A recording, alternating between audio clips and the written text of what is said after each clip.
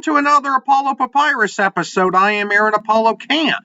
For this episode, my interview guest is the author of the thriller Healer, The Conflict of a Gift.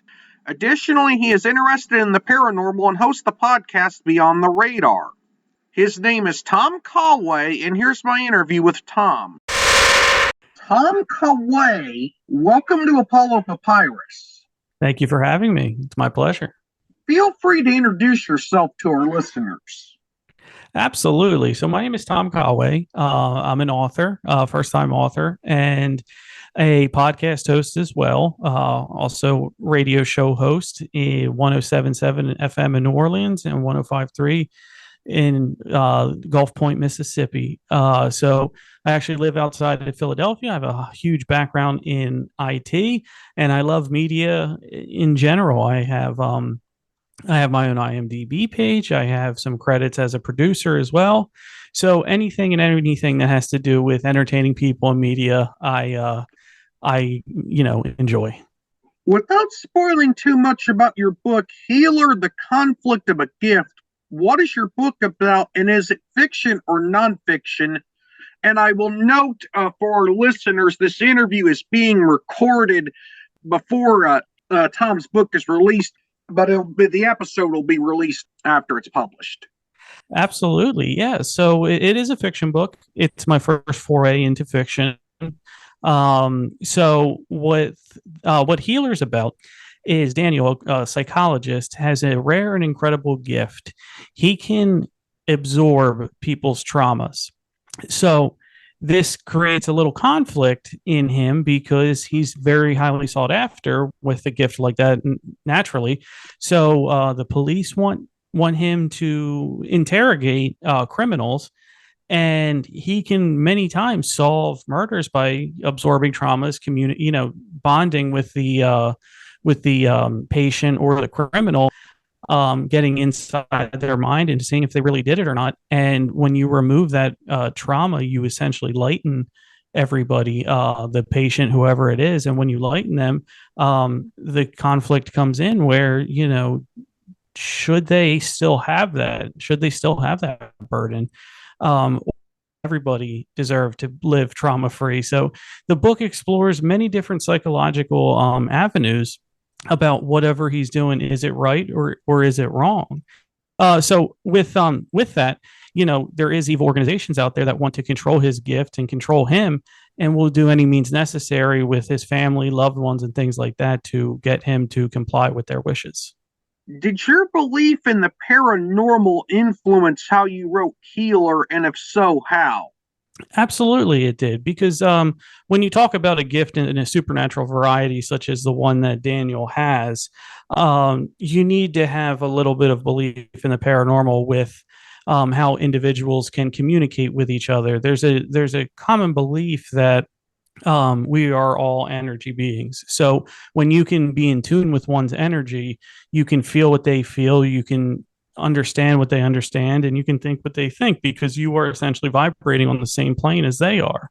So my belief in the paranormal definitely aided this book in that way, to open the consciousness stream up a little bit, connect with my higher self, and say, what could, let's take this idea and run with it. What could happen if somebody was able to absorb the trauma from somebody else? And the idea that started and kicked it all off was the saying that a problem shared is a problem cut in half. Well, if you were able to fully get rid of your problem onto somebody else, now that trauma doesn't mean anything to Daniel or anybody because it didn't happen to them. It's just a feeling. It's just a memory. It's not what they actually did. So when you offload that onto somebody, what are the ramifications of that? What could happen to your belief system? What could happen to you if you no longer feared having that trauma in your life? And that's the avenue I went down to explore all of the different tropes and ideologies in psychology with that in mind. Is Healer self-published, traditionally published, or hybrid published? It's traditionally published. Absolute Author Publishing House was able to they published it for me. They issued me my ISBN numbers, and I am very grateful for them to have done so.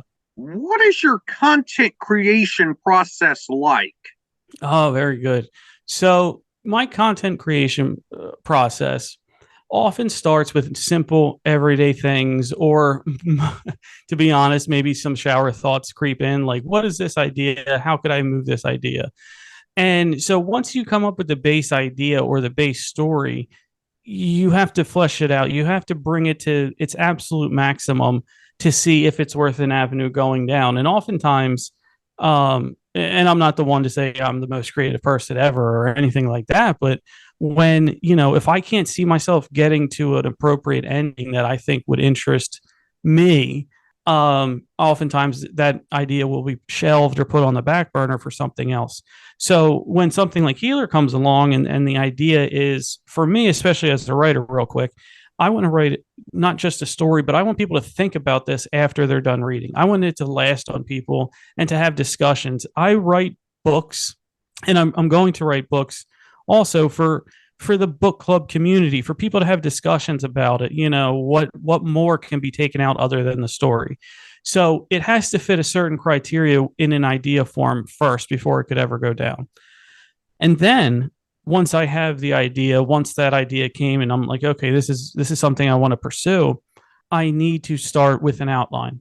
I'm still a script writer at heart. I need to have an outline. I need to have paper on the walls. I need to have my little strings connecting everything. I need to have it. I need to be out and about, so I can walk around, look at it, and see it, and then walk it out, go to where it needs to go. So I need to have space first of all. So a room, a bedroom, something like that, whatever it is, that's fine.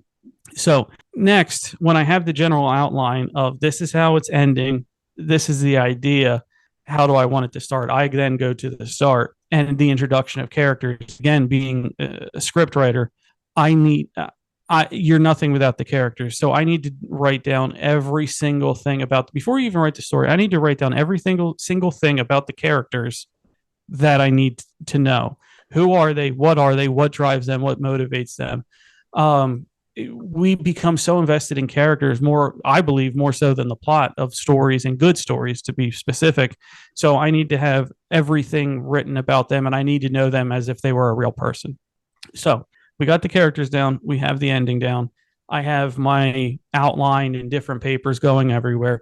Now it's time to start to write the story. So when we start to write the story, I need to go a chapter at a time, and I need to go an act at a time. So in my mind, I'm creating different acts of, this is the beginning, this is the middle, this is the end. How do I want these to interplay with each other? So then I start working on the transitions between one into two, two into three. When I start with one into two and two into three and how they relate, then working back from there gets me the content that that the story needs to have, because it needs to ride on the same rails to get there. So oftentimes there could be a reunion, there could be a different case, there could be a different idea that I want to float in each one.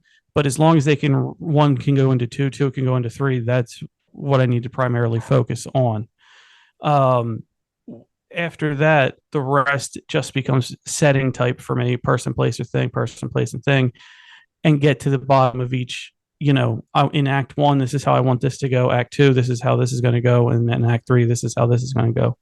And then after each one of those acts are ready to go, I push them all together. And then it's time for my own sort of editing before I send it out to editors. I need to get it appropriated, where I know where it's going, what it's doing, where it's at. And then from there, when you push it all together, you'll find things that don't make sense, that don't fit, that you thought fit but don't fit, that you think was not going to fit, that you need to add, and things like that. So that's it, in a nutshell, the whole creative content process for myself, how to get from I'm sitting here and I think this is a good idea till actually, okay, now it's time to have it edited. Tell us more about your experience as a screenwriter, since we discussed your creative process as a screenwriter in the previous question. Sure. So, as a screenwriter, and somebody who is fluent in final draft and appropriate applications and that sort of thing, I was taught, and I don't think she'll mind saying, but Robin Paris, wonderful actress, 40 over 40 woman producer, director now. She had held my hand through the very beginning of my journey in screenwriting. She's a wonderful person, an absolutely gifted director and producer who was able to tell me, you might have an idea, but until you put it in a format that people can see and people can understand and people know to be somewhat professional, it's just an idea still. So, and from there, her guidance on me is make sure the character, you have every single fact about a character that you have before you write the story. That idea was drilled into me by her. So when people want to think about the greatest characters of the last 25 years, oftentimes you think of that character before you think of what movie or TV show they were in.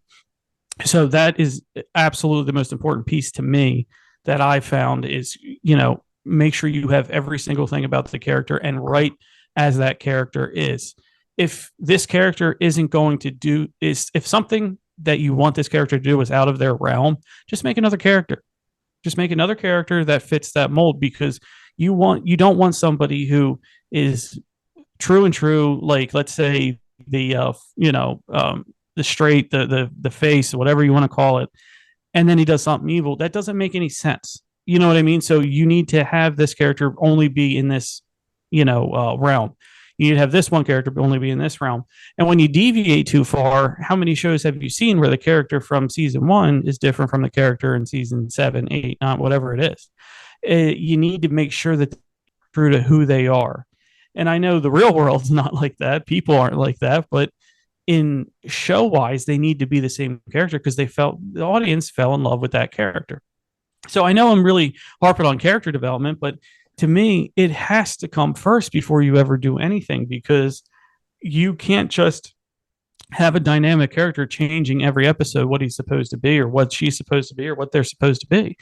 You need to make sure that they have their core beliefs and you stick to all of them. And once you stick to all of them, then build the story about what they would do. These are, think of them as real people on the paper, or make a little figurine or make a little whatever, however you want to interpret how, because I've seen writers who would use, action figures, or people would use just like drawings or things like that.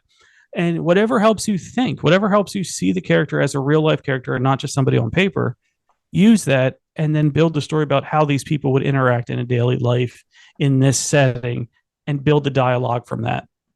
Dialogue goes a long way. Dialogue, you have to introduce the character, you have to have the character say who they are, and you have to show evidence of them being that person all the time. So if you have a bunch of people who, let's say, are just scaredy cats and don't want to do anything, and then you have them in the middle of a cemetery or a haunted house or something like that, you're not going to have any conflict. You're not going to have any comedy. You're not going to have anything, because they're all going to act the same. You need to build your dynamic characters out differently. You need to have them have all different sorts of attitudes. And then that way, when you put them in different situations, some are going to stick out and some are going to blend in. But then in a different setting, different ones would stick out, different ones would settle in.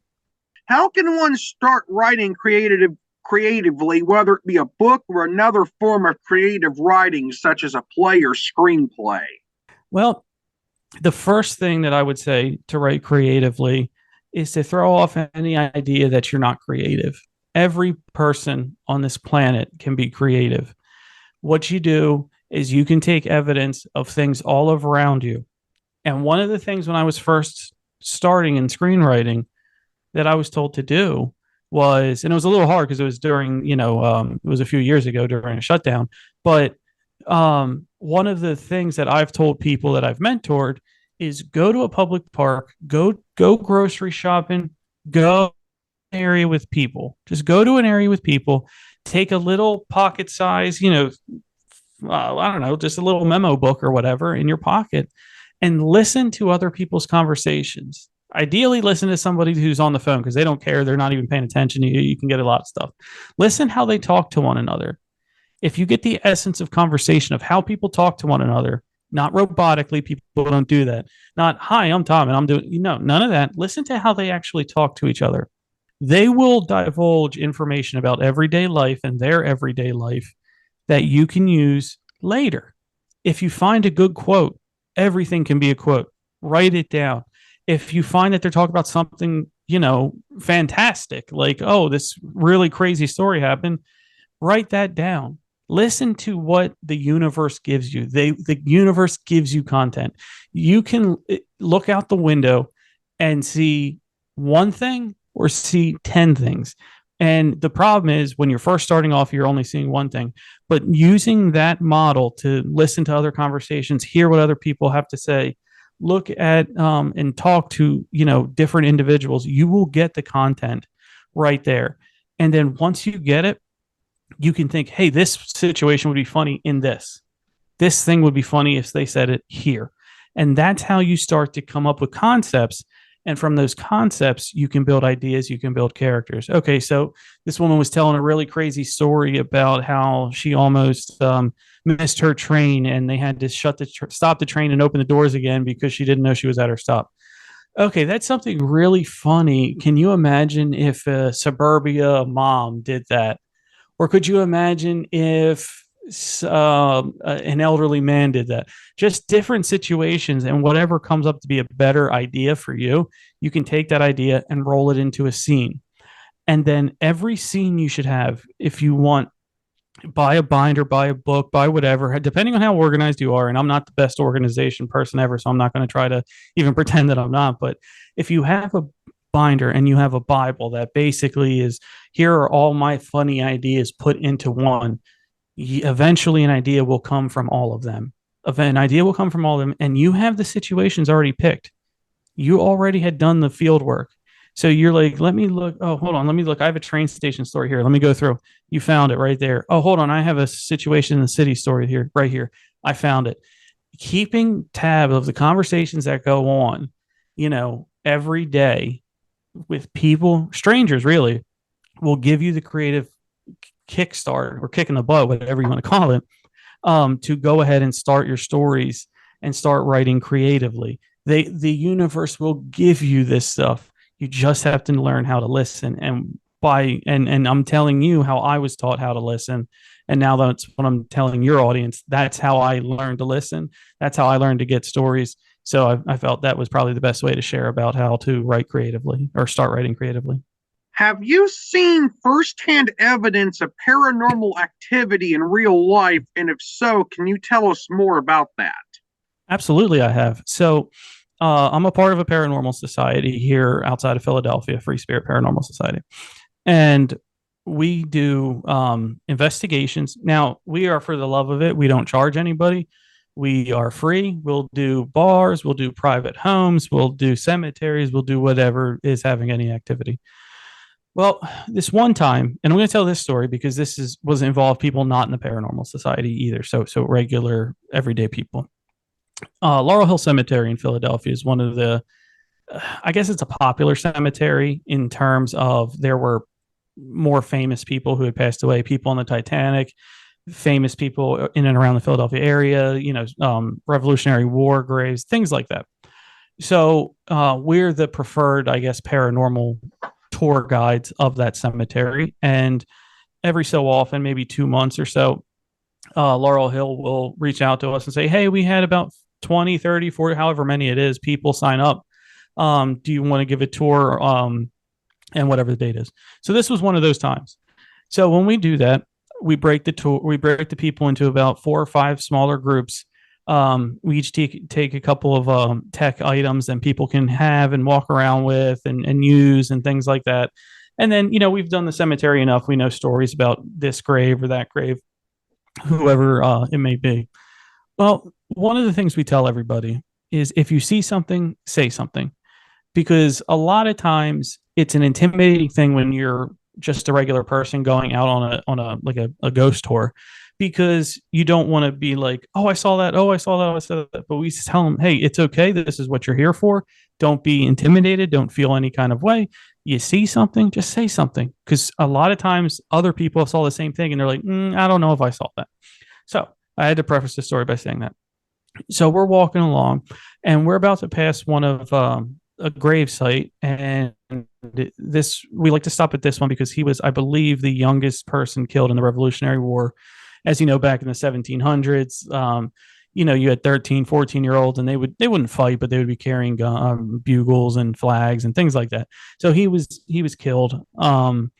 And as we were walking to it, out of the corner of my eye, I see a pair of like Revolutionary War garb type, completely white legs walking towards me about 3 steps, and then turn and went 5 steps the other direction and just disappeared. And I kind of like hesitated a little bit. And the other person from the Paranormal Society who was there said, "Did you saw that, didn't you? What did you see?" And I said, "I saw a pair of legs walking towards me a couple of steps, turn around and walk fast the other direction, just legs." And he said, "That's exactly what I saw." We turned around, and so before we could get it out, one of the people on the tour said, "Did you guys see just that over there? There was just a pair of legs walking away." And we lost it. We were laughing. We're like, "Yes, did you?" And someone else raised their hand and said, "I saw that too." So that was a very cool moment, because people that we brought to take a look and to have a paranormal experience, they actually did. And, that was my first. I like to joke around because I say, I don't have a full body apparition story yet. I only have a half one, because it was literally waist down legs in like the stockings or knickerbockers or whatever they want to call it. So that is by far my most engaging story of something that I completely saw.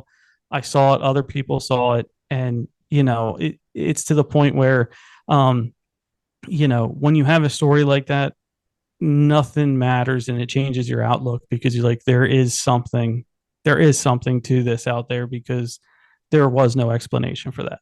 What drives you to have many different interests as varied as book writing, script writing, the paranormal, and information technology, just to name a few? That's a good question. I guess I would have to find out why I tick, right? But I I like to surround myself with things that interest me, and everybody has their own interests in whatever. But I found that I can be interested by almost anything. One, and two, um, trying to figure out this experience, I should say. That's where the paranormal, that's where the IT comes in. How can I use tech? How can I use myself and merge and figure out what we call life here? I believe books, and when you write books, are just not reading, it's a transfer of consciousness. I am transferring a part of my experience to the reader. And through that, I want to give every bit of myself to the process and things like that. And if I can get my stories out, if I can get my writings out and have people understand, feel what I feel, come from where I'm coming from, I think it would be. I think I would feel happy. I really would. I would feel happy with that, because um, just one experience, and this is just my experience, but I believe if more people got out there, more people wanted to write stories, more people wanted to talk, it just drives you. And here's a short story of that. Um, I so I've always been in the paranormal type of stuff. I grew up in an X Files home, unsolved mysteries, all that kind of good stuff. Um, but I never really like got into it until I guess maybe technology advanced to the point that, well, look at what we're doing. You know what I mean? We could do this. Um, so when we got to that point, and I'm able to dedicate more time to it. I'm in my late 30s now. When we're able to dedicate that time to it, you just meet a ton of different people who have the same ideas as you. Um, I'm a leader of a UFOs over PA meetup group, and that got me hooked instantly, because I never thought it was going to go anywhere. I never thought that people would even believe, but it's hundreds of people that are in the group and dozens that show up every week to tell a story and get emotional, really get emotional, because they are able to tell a story that they've held in for so long, because maybe their family doesn't understand. Maybe they're an ex-military. Maybe they're on the police force. Maybe, their wife doesn't believe them, their husband doesn't, whatever it might be, but they're able to get on camera and talk to everybody who is like-minded for an hour And these stories are fantastic. And I mean fantastic in the great sense of incredible, amazing, you name it. Recently we had an older man, probably in his 70s or so, and he got on and told a story about when he was in Guam for the U.S. Army in 1968 to 72, and all of the different craft and stuff that he would see down there. And this man was almost in tears at the end because he said, I've held on to those stories for so long because anytime I thought to tell anyone, they're like, oh, you're crazy, you're this, you're that. And he just comes in and he doesn't hear that for the first time. Everybody deserves to have at least some part of their story told. So I think just meeting, it's interests me in the beginning. So I had to have a general interest, but meeting different people, talking on podcasts, talking on, meetup groups, talking in public to people, it just keeps that fire burning because there's always something I learned no matter what from anybody you talk to. Tom, thank you for appearing on Apollo Papyrus. You were an interesting guest. Thank you so much. I really appreciate it. Thank you again for having me, and thank you to your wonderful audience. Tom was an interesting guest, and it was wonderful to discuss the paranormal on this podcast. As of the uploading of this episode, The Healer, The Conflict of a Gift ebook is currently part of Kindle Unlimited, so it's available for free for Kindle Unlimited subscribers. This is Aaron Apollo Camp reminding y'all to write and read your passion. Bye for now.